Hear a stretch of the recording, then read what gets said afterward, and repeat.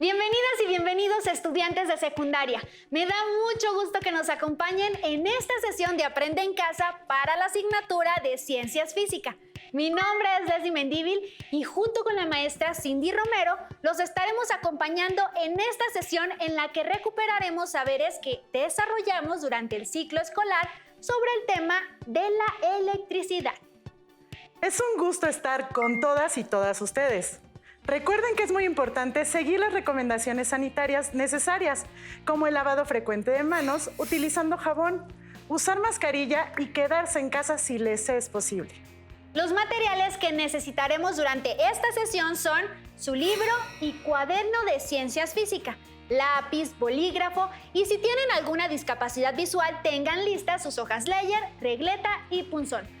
Todo esto para que anoten las ideas principales que identifiquen, así como dudas o preguntas que puedan surgir. Si ya estamos todas y todos listos, vamos a comenzar. Leslie, ¿qué piensas al escuchar la palabra electricidad? Electricidad. Pienso en energía y todo lo que podemos hacer con ella. Por ejemplo, hacer que funcionen aparatos eléctricos como la televisión, las computadoras y las lámparas para iluminar las habitaciones. Muy bien, Leslie. La electricidad es necesaria para todo eso y mucho más. También está relacionada con fenómenos eléctricos naturales. ¿Cuáles conoces?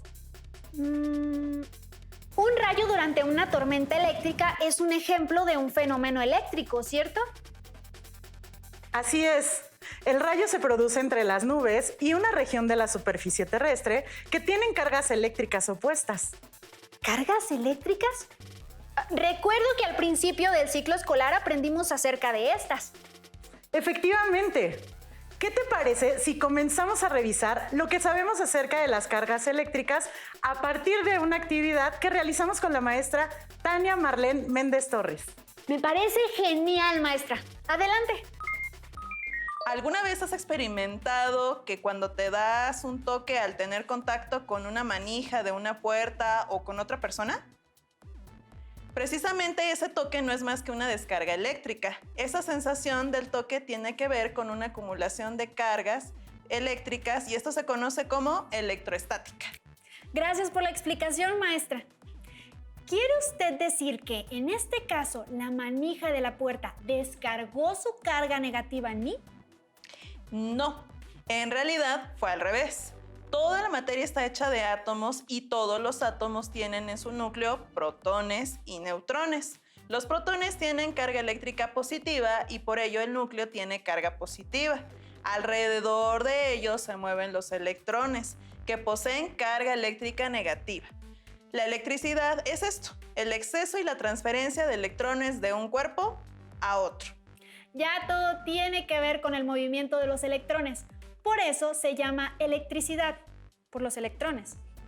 Te voy a contar de dónde viene el término electricidad.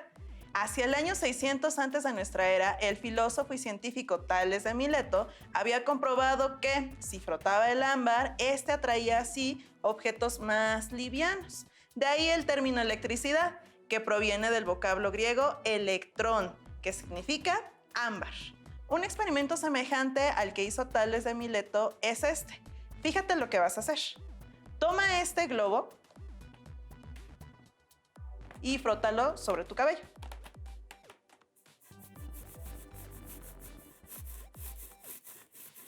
Ahora acércalo a los pedazos de papel. ¿Lento? ¿Sí? ¿Qué pasa? Esto es lo mismo que observaron los griegos y muchos otros de nuestros antepasados. Hay algo que debemos destacar de este experimento tan simple: la interacción entre el globo, que tiene carga eléctrica, con los papeles que hacen que estos leviten, superando la fuerza de gravedad. Es un hecho sorprendente que pudo hacer volar la imaginación de muchas personas. ¿Qué les pareció el video? Muy interesante, maestra. Entonces, ¿la electrostática está relacionada con una acumulación de cargas eléctricas, las cuales pueden ser positivas o negativas? Así es. La electricidad estática justamente es la transferencia entre un cuerpo y otro de electrones, los cuales tienen carga eléctrica negativa. ¿Y cómo se relaciona esto con los rayos? Veamos un video para conocer más. En todas las épocas y lugares del mundo, los seres humanos nos hemos impresionado con los fenómenos eléctricos, como los rayos, las auroras boreales o las chispas que desprenden las telas de fibras sintéticas al frotarlas. Veamos otro fenómeno eléctrico.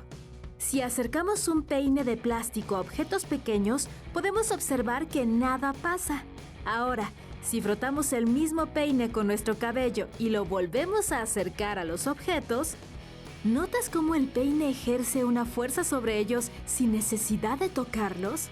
Esto se debe a que el peine se ha electrizado o cargado eléctricamente mediante el frotamiento. Recordemos que los cuerpos están formados por átomos, en cuyo núcleo hay protones con carga positiva y neutrones sin carga, mientras que en sus órbitas están los electrones con carga negativa. Por lo tanto, la carga eléctrica es una propiedad física que poseen todos los cuerpos. Cabe resaltar que aunque la mayoría tiene el mismo número de electrones y protones, es decir, son neutros, se electrizan al ganar o perder electrones o protones. Regresemos al experimento con el peine. Antes de tener contacto, el cabello y el peine están eléctricamente neutros. Al frotarlos, el cabello cede electrones al peine y este queda con más electrones que protones, por lo que su carga neta es negativa, mientras que el cabello queda con más protones, es decir, con carga neta positiva. Debemos considerar que para que dos cuerpos se atraigan, es necesario que cada uno de ellos tenga una carga eléctrica de diferente signo, pues si la carga es igual en ambos, se rechazan.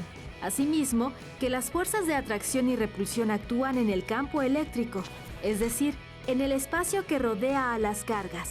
Cabe resaltar que los objetos también se pueden electrizar sin contacto directo mediante la inducción que distribuye su carga.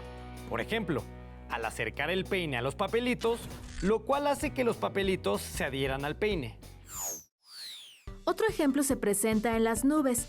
La parte superior de una nube tiene cargas positivas, mientras que la parte inferior tiene cargas negativas, generando un campo eléctrico de atracción entre la nube y la Tierra que tiene carga positiva.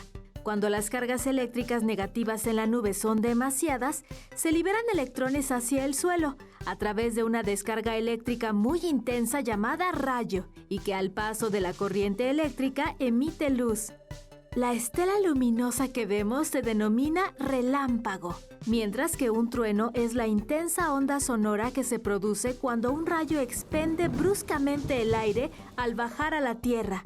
Los rayos son fenómenos muy frecuentes en la naturaleza. Cada año caen sobre la Tierra más de 1,000 millones de ellos. Y en épocas pasadas sus consecuencias fueron catastróficas, como matar o dañar los cultivos o causar incendios. Sin embargo, para contrarrestar estas consecuencias, Benjamin Franklin inventó el pararrayos, un dispositivo compuesto por un mástil que se coloca en la parte más alta de la estructura que se desea proteger. La punta metálica del pararrayos adquiere carga positiva durante una tormenta por la inducción de la parte inferior de las nubes. Crea un campo eléctrico intenso que facilita el camino de la descarga y evita que el rayo caiga en otro lado. Finalmente, la descarga pasa por un conductor muy grueso hasta llegar al suelo.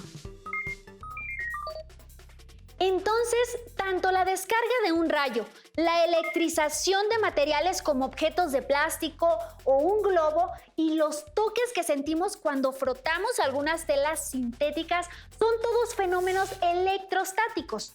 Sí, las cargas eléctricas negativas se mueven de un cuerpo a otro. Un cuerpo que tiene exceso de electrones tendrá una carga negativa y uno que tiene mayor número de protones que electrones tendrá carga positiva.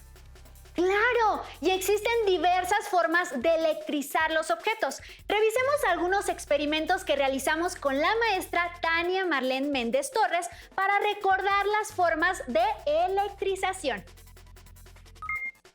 Ha llegado el momento de poner en movimiento nuestros conocimientos. Vamos a la práctica, donde hablaremos de estas formas de electrizar un cuerpo, que son por fricción, por contacto y por inducción. Manos a la ciencia, maestra. ¿Qué necesitamos? Serán algunos materiales sencillos que tienen a la mano o que puedan improvisar para experimentar con ellos. Bueno, entonces supongo que iniciaremos con la primera forma de electrizar un cuerpo que usted mencionó, y es por fricción. Puedo inferir que se refiere a cuando dos cuerpos están en constante rozamiento. Así es, y para demostrarlo voy a ocupar un tubo de PVC y lo voy a frotar con una franela de algodón. Necesito que pongan mucha atención mientras froto el tubo de PVC. Podemos escuchar y hasta observar cómo se generan chispas.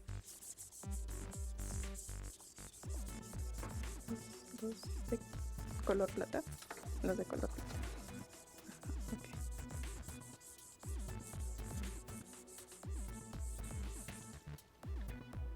Okay. Esto significa que el tubo se está cargando eléctricamente. La fricción con la franela ocasiona que el tubo gane electrones y quede cargado negativamente. Frotaré un poco más el tubo de PVC para que quede lo suficientemente electrizado. Colocaré los mechones de plástico del otro lado y el tubo de PVC a un lado y veremos lo que sucede.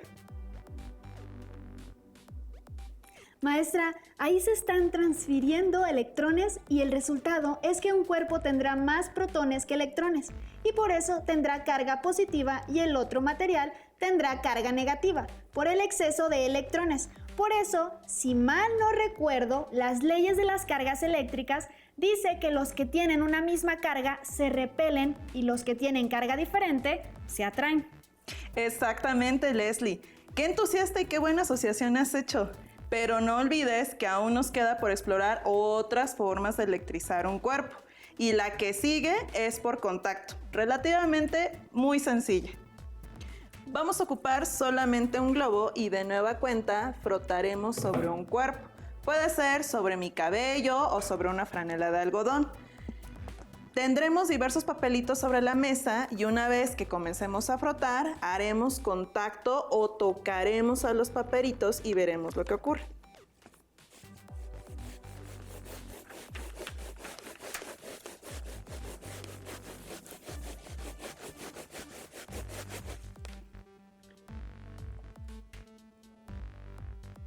¡Wow! ¡Qué impresionante es la electroestática, maestra! Yo en una ocasión cuando fui a una fiesta vi como uno de mis amigos frotó unos globos en su cabello y los acercó a la pared y los globos se quedaron ahí como si estuvieran pegados. Seguramente también nuestros estudiantes ya pensaron en otros ejemplos de la vida cotidiana. Yo sé, maestra. Por ejemplo, cuando traemos un suéter grueso de lana y tocamos a otra persona, sentimos un chispazo de electricidad que ahora sé es electricidad estática. O cuando te cepillas y tu cabello tiene frizz o se esponja. Ahora vamos con la última forma de electrizar un cuerpo y es por inducción. ¿Has oído hablar de la lata obediente? No, maestra. He oído que mi mamá dice que mi hermano es latoso y desobediente, pero no creo que se trate del mismo caso, ¿verdad? No, no creo. Definamos primero que cuando un cuerpo cargado se acerca a otro neutro, está produciendo un reordenamiento de las cargas del segundo cuerpo. Es decir, como si se alinearan. Vamos a hacer un experimento.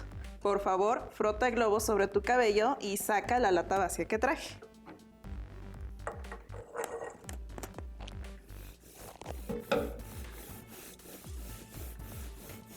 Si la van a reutilizar, procuren lavarla y secarla bien.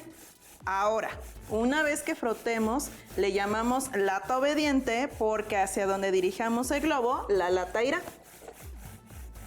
¿Puedes acercarlo, por favor, a la lata? ¡Wow! Como vimos, las formas de electrizar un cuerpo son 1.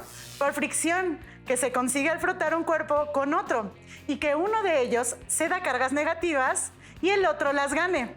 2. Por contacto, al poner en contacto un cuerpo neutro con un cuerpo electrizado. Y 3. Por inducción, cuando un cuerpo cargado se aproxima a uno neutro y se produce un reordenamiento de las cargas del neutro. ¡Qué sorprendente! Algo más que me llamó la atención del video que vimos anteriormente es que la maestra al final menciona que la electricidad estática o electrostática es un flujo de electrones, pero no es constante. Entonces, ¿existe otro tipo de electricidad que sí esté dado por un flujo constante? Efectivamente, cuando existe un flujo constante de electrones, hablamos de una corriente eléctrica. Aprendamos más acerca de esto viendo la siguiente cápsula. Cuando en una localidad se interrumpe el suministro de electricidad, se detiene el funcionamiento de todos los aparatos eléctricos.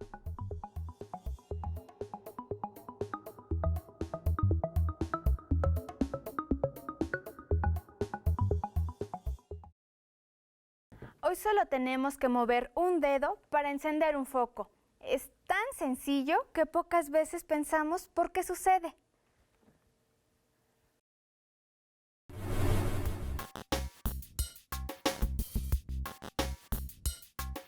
Ya a mediados del siglo XVIII se advirtió que la carga eléctrica se podía trasladar de un sitio a otro. A este movimiento de la carga se le conoce como corriente eléctrica. Pero, ¿cómo es este flujo?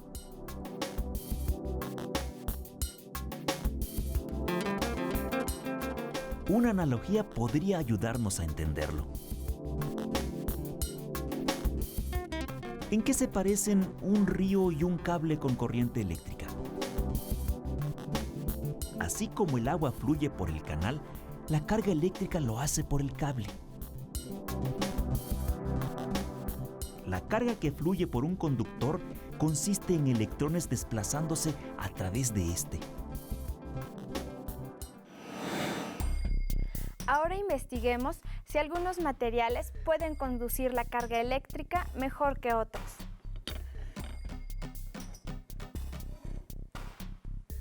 Si el foco enciende, es que el material que usamos para cerrar el circuito es un buen conductor.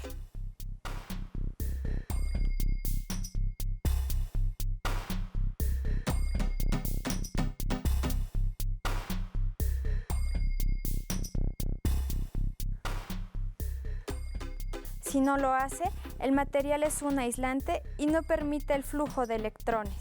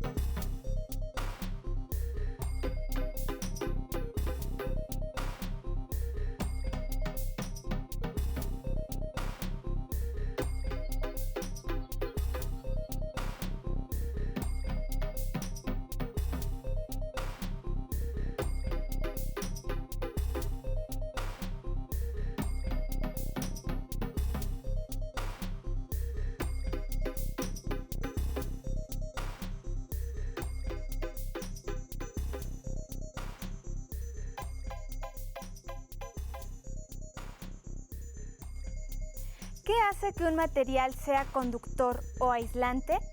Veamos. En un material conductor, el electrón más externo de sus átomos se puede mover libremente por el material. Se les llama electrones libres o de conducción. A diferencia de los conductores, en los materiales aislantes, los átomos tienen pocos electrones libres o ninguno. Pero, ¿qué causa el movimiento de los electrones?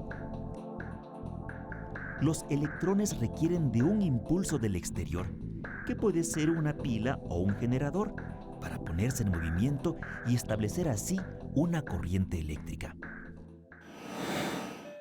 Así como para la corriente del agua existen obstáculos, los hay también para la corriente eléctrica. Los obstáculos en el río son piedras.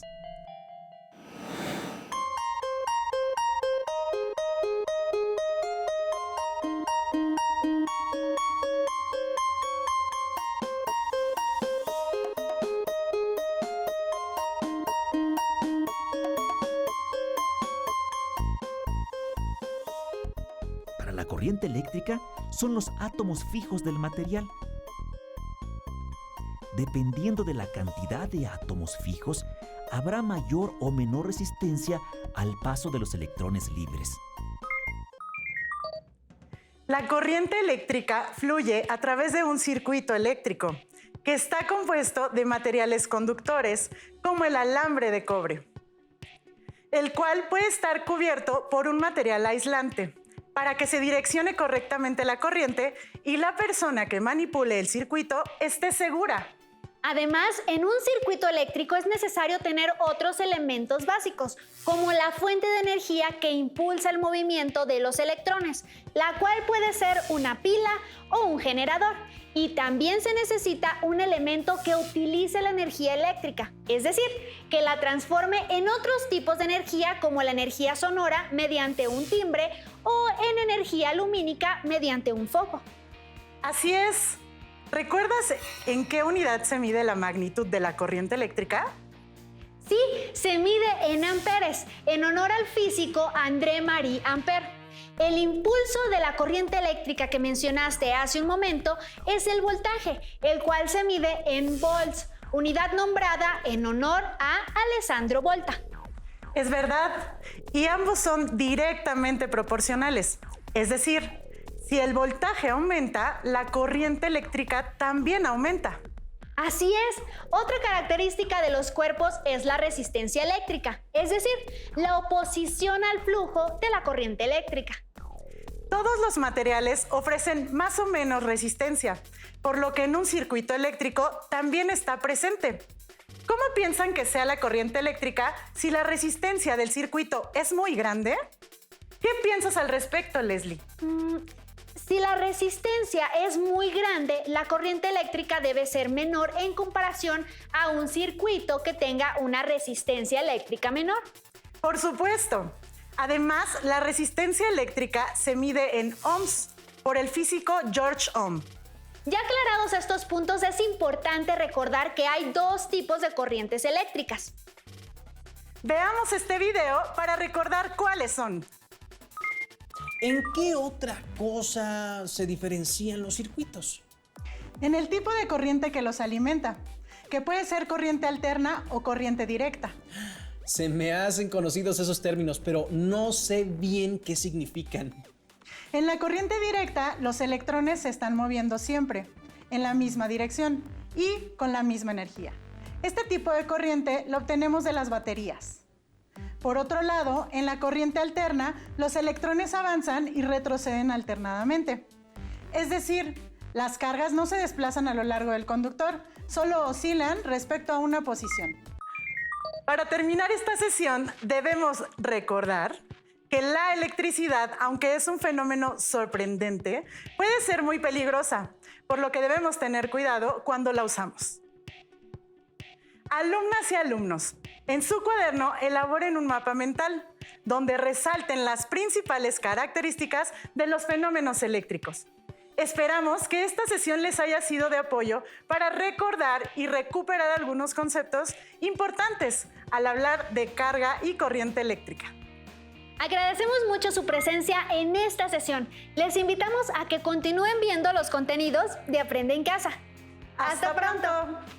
Maestra, qué buena sesión. ¿Verdad? Mucho. Había muchas cosas que ya había olvidado, pero... Exacto. Si tienes dudas o necesitas ayuda, llama al Centro de Apoyo Pedagógico a Distancia. El número de teléfono para secundaria es el 55 36 01 71 23. Si requieres consultar los libros de texto en versión digital, recuerda que los puedes encontrar en la página conalitec.cep.gov.mx. Y recuerda que también cuentas con el sitio aprendeencasa.cep.gov.mx, en donde podrás ver nuevamente los videos de los programas y además encontrarás actividades para fortalecer tus aprendizajes. También te invitamos a que consultes la plataforma nuevaescuelamexicana.cep.gov.mx.